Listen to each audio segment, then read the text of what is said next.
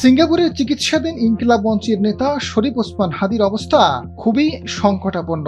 আরও ভালো চিকিৎসার জন্য হাদিকে যুক্তরাজ্যের বাকিংহামে কুইন এলিজাবেথ হাসপাতালে পাঠানোর প্রক্রিয়া শুরু হয়েছে। তবে এরই মধ্যে স্বাস্থ্যের অবনতির খবর পাওয়া গেছে।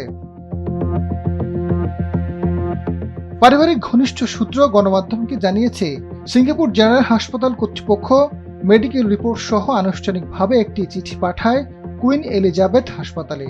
স্বাস্থ্যের পারমিট করলে যুক্তরাজ্যে পাঠানোর এই প্রক্রিয়া শুরু হবে।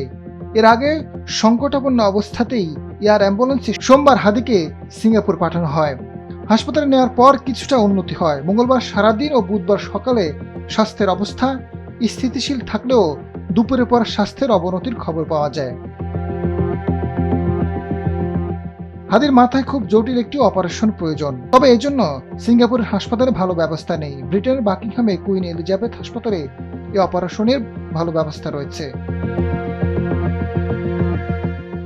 এদিকে ইনকিলাব মঞ্চ বাংলাদেশ ও ব্রিটেনের কয়েকজন শুভাকাঙ্ক্ষী ওসমান হাদিকে যুক্তরাজ্যে নেওয়ার প্রচেষ্টা নেন। তবে এখন বিষয়টি সরকার দ্রুত উদ্যোগী হয়েছে। ৩ উপদেষ্টা ফয়জুল করিম খান, মোস্তফা সরোয়ার ফারুকী ও ডাক্তার সাইদুর রহমান টেলিকনফারেন্সে হাদির বড় ভাই ওমরের সঙ্গে কথা বলেন এবং সরকারের তরফ থেকে সব ধরনের সহযোগিতা ও উদ্যোগ গ্রহণের আশ্বাস দেন।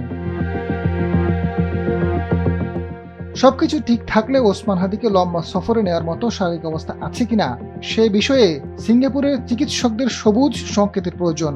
চিকিৎসকরা সফরের বিষয়ে সায় না দিলে তাকে ব্রিটেনে নেওয়ার চেষ্টা ঝুঁকিপূর্ণ। আজাদ ফারুক, সময়ের আলো।